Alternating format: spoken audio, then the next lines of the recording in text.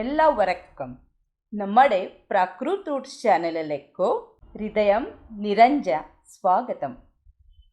अरे वा प्रीती, तुला एकदम मल्याळम पण येतं. म्हणजे कन्नड येत होतं मला माहित होतं, पण मल्याळम पण.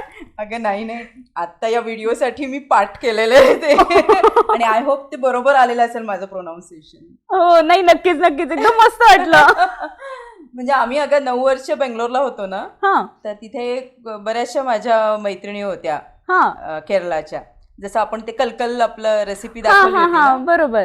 तर माझी एक मैत्रीण होती जिओ, तर तिच्याकडनं थोडं शिकले होते. म्हणजे मस्तच खूपच छान. आता तुम्हाला कळलंच असेल, आपलं खाद्य यात्रेमधलं पुढचं राज्य आहे केरळ. कुठची रेसिपी दाखवतेस प्रीती? आज ना केरळाची अगदी टिपिकल रेसिपी आणि खूप फेमस आहे ती आहे स्ट्यू. ओ अरे वा. म्हणजे आपल्या करीचाच प्रकार आहे तो. तर ते अप्पम बरोबर किंवा मग भाताबरोबर खातात ते. अच्छा. ह्यात दोन्ही प्रकार आहेत, म्हणजे व्हेज नॉन व्हेज दोन्ही करता येतात. अच्छा. तर ते मी सगळ्यात पहिल्यांदा जिओकडेच खाल्लं होतं आणि मला खूपच आवडलं ते, म्हणून मग लगेच रेसिपी शिकले. आणि आजकाल तर आमच्याकडे महिन्यातनं एकदा अप्पम आणि स्ट्यू होतोच घरी. अरे वा, नाव पण एकदम तिचं छान आहे तुझ्या मैत्रिणीचं. काय काय इन्ग्रेडियंट असतात ग या स्ट्यू मध्ये? स्ट्यू मध्ये हे बघ, मेनली केरळाचं आहे, म्हणजे ओघाने आलंच. मेन इन्ग्रेडियंट आहे नारळ, ओला नारळ. ओके, हा बरोबर, कारण का कोस्टल असल्यामुळे आणि दमट हवामान असल्यामुळे नारळ वापरणारच. बरोबर. आणि ना तशी स्ट्यूची रेसिपी खूपच सोपी आहे. फक्त मेन काम असतं ते नारळाचं दूध काढायचं. हो, तर चल आपण आधी नारळाचं दूध काढूया का? हो. आणि मी तेव्हा तुला सांगते पण की साधारण स्पेशली दमट हवेमध्ये नारळ का जास्ती वापरला जातो, कारण का आपल्या कोकणात पण नाही का आपण नारळाचा वापर भरपूर करतो. अरे वा, चालेल, चल म्हणजे मग दोन्ही कामं आपली होऊन जातील. चाल. नारळामध्ये जे लॉरिक ऍसिड असतं त्याचा ह्या ह्युमिड क्लायमेटला म्हणजे दमट हवामानामध्ये त्याचा खूप चांगला उपयोग होतो. म्हणजे जेव्हा आपण एक्झाम्पल सांगायचं झालं तर जत्रेमध्ये आपण जातो आणि ती छर्र्याची बंदूक जशी वापरतो ना, त्याच्यानी काय होतं, ते सगळे बलून फुटून जातात. तर बेसिकली दमट हवेमुळे मायक्रो ऑर्गॅनिझम्स, बॅक्टेरिया, फंगाय ह्या सगळ्यांची वाढ जास्ती होते आणि त्याच्यामुळेच आपल्या त्वचेला खाज सुटणं किंवा रॅश येणं किंवा त्वचेमध्ये जळजळ होणं किंवा शरीराच्या आतमध्ये बॅक्टेरियल इन्फेक्शन होणं असे प्रकार ह्या दमट हवेमध्ये जास्ती होतात. सो लॉरिक ॲसिडचं नक्की काम काय आहे, तर ते ह्या बंदुकीच्या छर्र्यांप्रमाणे काम करतं की बलून कसे सगळे फुटून जातात, तसं हे लॉरिक ॲसिड मायक्रो ऑर्गॅनिझमचं जे लिपिड मेम्ब्रेन असतं ते डिस्ट्रप्ट करायचं काम करतं. त्यामुळे आपण त्याला अँटी मायक्रोबियल प्रॉपर्टी असं म्हणतो. त्याच्यामुळे सगळे हे सूक्ष्मजीव मरून जातात. म्हणूनच दमट हवेमध्ये ओल्या नारळाचा किंवा साधारणतः नारळाचं तेल किंवा नारळ त्या ठिकाणी जास्ती वापरतो. म्हणूनच आपल्याला आजी म्हणायची ना की कोरडा खोकला झाला की नारळ चावून चावून खा, ते ह्याचसाठी की त्याच्यात अँटी मायक्रोबियल प्रॉपर्टी असते. अरे वा प्रीती, झालं वाटतं नारळाचं दूध आपलं तयार. हे बघ, आता आपलं हे सगळं स्ट्यूचं साहित्य आहे ते आपण एकदा बघून घेऊया. हे 1 वाटी ना मी घट्ट नारळाचं दूध घेतलेलं आहे.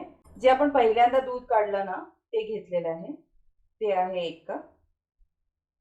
आणि हे तिसऱ्यांदा जेव्हा आपण नारळाचा चव्हातनं दूध काढतो ते आहे, तर हे थोडंसं पातळ आहे, म्हणजे ह्यात पाणी जास्त आहे. ह्यासाठी लागणारे हे खडे मसाले आहेत: तमालपत्र, दालचिनी, मिरे, लवंग आणि वेलची, अर्धा चमचा बारीक किसलेलं आलं, मीठ आपल्या चवीप्रमाणे. इथे ना मी खोबरेल तेल घेतलेलं आहे. केरळी पदार्थामध्ये लोक शक्यतो खोबऱ्याचं तेलच वापरतात. 1 मध्यम आकाराचा कांदा चिरून घेतला आहे, 2 ते 3 फरसबी बारीक चिरून घेतले, अर्धा वाटी मटर, 1 छोटं गाजर बारीक चिरून घेतले आणि इथे 1 मध्यम आकाराचा बटाटा चिरून घेतलेला. साऊथ इंडियन पदार्थ आहे त्यामुळे कढीपत्त्याची पानं आहेतच. आणि आता पुन्हा वरून भुरभुरायला मिरेपूड. मिरे आपण क्रश करून घेऊया, जसं लागेल तसं त्याप्रमाणे. चला, तर मग आता आपण स्ट्यू करायला घेऊया. सगळ्यात आधी आपण खोबरेल तेल टाकूया. तेल तापलंय, त्यात आता आपले हे खडे मसाले. 1 तमालपत्र, दालचिनी, मिरे, लवंग आणि वेलची.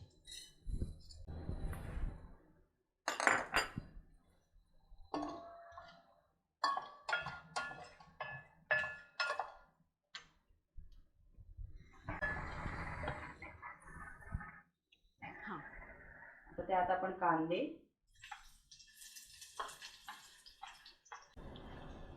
गाजर, मटार आणि बटाटे. त्यात तुम्हाला आवडत असेल तर कॉलीफ्लॉवर पण टाकू शकतो.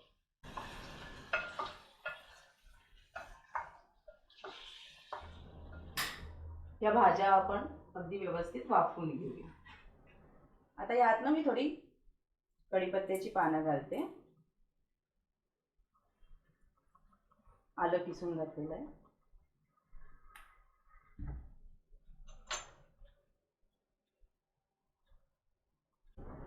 आता आपल्या भाज्या छान शिजण्यासाठी मी इथे नारळाचं पातळ दूध घालते. म्हणजे तिसऱ्यांदा आपण काढतो, पाण्याचं प्रमाण जास्ती आहे आणि नारळाचं कमी. म्हणजे ना नारळाच्या दुधात या भाज्या अगदी छान शिजतात आणि त्याची चव येते त्याला. फक्त एवढं लक्षात ठेवायचं की मीठ मी अजिबात आता घातलं नाही, ते अगदी शेवटी घालायचं, नाहीतर आपलं दूध फाटू शकतं. आता या पॉइंटला ना मी इथे एक हिरवी मिरची घालते, म्हणजे छान टेस्ट येते. हे ऑप्शनल आहे, तुम्हाला नको असेल तर नाही घातलं तरी चालते, कारण तिखटपणासाठी आपले मिरे पण आहेतच.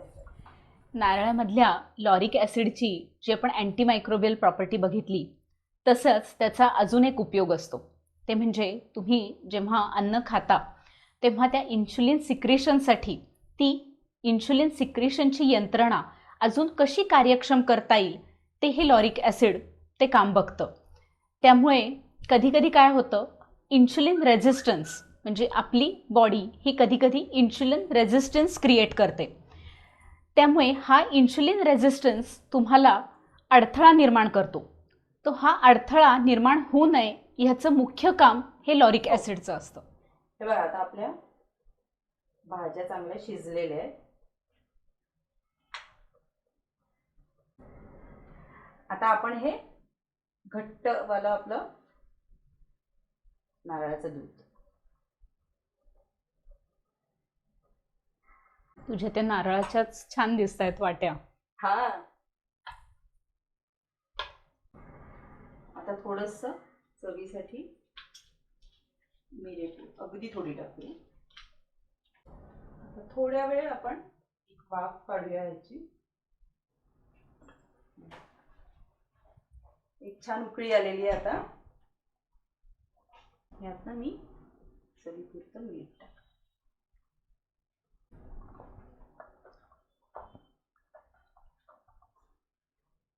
आता आपला हा स्ट्यू तयार झालेला आहे. लगेच ती झाकण लावून बंद करते. थोडं जेवढं तापलंय त्याच्या वाफेवरच शिजू दे, कारण मीठ घातल्यावर उकळवलं ना तर परत आपलं दूध फाटायची शक्यता असते. म्हणजे गॅस आपण बंद करून टाकलाय. हा,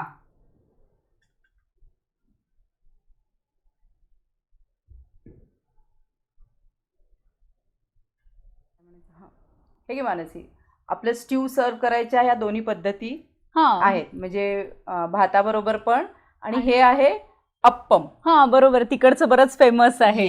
आणि एक इडियप्पम म्हणून पण असतं, म्हणजे आपल्या कुरडया असतात ना त्याच टाईप मध्ये पण ते स्टीम्ड असतं. ओके, त्याच्याबरोबर त्याच्याबरोबर पण. अच्छा, बघ टेस्ट करून. वाव, छान झालं मस्त, ना? एकदम ऑथेंटिक टेस्ट आली आहे. सुदिंग असतं ते खाताना, छान वाटतं. ह्याच्यातनं तर आपल्याला मॅग्नेशियम, पोटॅशियम, कॉपर, लोह म्हणजे आयर्न, विटॅमिन सी हे पण सगळं भरपूर प्रमाणात मिळतं. ओके. हां, फक्त ह्याच्यात सांगायचं असं की नारळामध्ये मीडियम चेन ट्रायग्लिसराइड्स असतात. बरं, म्हणजे ज्याला आपण सॅच्युरेटेड फॅट्स म्हणतो. तर त्याचे जे स्ट्रक्चर असतं ते छोटं छोटं असतं. त्यामुळे शरीरात गेल्यानंतर त्या स्ट्रक्चरचं ब्रेकअप पटकन होतं हा. आणि आपल्या लिव्हरमध्ये ते पटकन ॲब्सॉर्ब केलं जातं. त्यामुळे जर आपण थोड्या प्रमाणात लिमिटेड अमाऊंटमध्ये जर नारळ खाल्ला हा. तर तो आपल्याला वेट रिडक्शनसाठी खूप काम देतो. कारण का ह्याचं चरबीमध्ये रूपांतर नाही होत. ओके. ती ॲब्सॉर्ब झालेली एनर्जी ती लगेचच आपण युटिलाइज करतो. बरोबर. त्यामुळे त्याचं चरबीमध्ये रूपांतर होत नाही. अच्छा. हां म्हणजे अति प्रमाणात नाही खाऊ. हां, अति प्रमाणात नाही खाऊ. म्हणजे साधारण दिवसाला हा. 18 ग्रॅम म्हणजे 1 ते 2 टेबलस्पून एवढं जर आपण नारळ खाल्लं रोज ओ. तर ते वेट रिडक्शनसाठी खूप कामी येतं. अच्छा. आणि आता इथे हा तू स्टीव बनवलेला आहेस, हा, बरोबर ना? बरोबर. हां, तर त्याच्यामध्ये साधारण अर्धा कप म्हणजे किंवा 1/3 कप हा. असं जर आपण तो घेतला रोजच्या रोज हा. तर त्याचा आपल्याला नक्कीच फायदा होईल. अच्छा. ओके. हां, आणि मगाशी तू दाखवलंस ना की तिसऱ्या वेळेला करून ते पातळ दूध आपण आधी पातळ दूध. टाकलं. हा. सो ज्या लोकांना हार्टचा प्रॉब्लेम आहे किंवा हा. ज्यांचं कोलेस्ट्रॉल जास्ती आहे हा. किंवा ज्यांना वजन कमी करायचं आहे अशा लोकांनी तो पातळ नारळाचं दूध वापरलं तर त्यांना त्यातनं जास्ती चांगलं पोषण मिळेल आणि त्याचा फायदा पण होईल. अच्छा. म्हणजे हेल्दी व्हर्जन पाहिजे असेल तर खूप थिक मिल्क न घेता आपण ते पातळ दूध वापरू नारळाचं. शकतो. अच्छा. हां, कारण का हे कसं असतं खूप कॅलरी डेन्स आहे. हा. ह्याच्यामधनं आपल्याला खूप कॅलरी मिळतात. बरोबर. त्यामुळे कधी कधी आपल्याला असं वाटतं की मुलांचं वजन वाढत नाहीये किंवा कमी हा. वजनाची मुलं असतात. हा. अशा लोकांसाठी जर किंवा अशा मुलांसाठी हा. आपण जर नारळाचे विविध प्रकार करून मुलांना दिले हम्म. तर त्याच्याने त्यांचं वजन वाढण्यासाठी सुद्धा उपयोग होतो. तर मंडळी ही स्टीवची रेसिपी तुम्ही नक्की करून बघा. आणि तुम्हाला जर अप्पमची पण ऑथेंटिक रेसिपी पाहिजे असेल तर आम्हाला नक्की कमेंट करून कळवा. आम्ही ती नक्की करून दाखवू तुम्हाला. आणि अशाच पारंपरिक रेसिपी बघण्यासाठी प्राकृत रूट्सला लाईक, शेअर आणि सबस्क्राईब करा.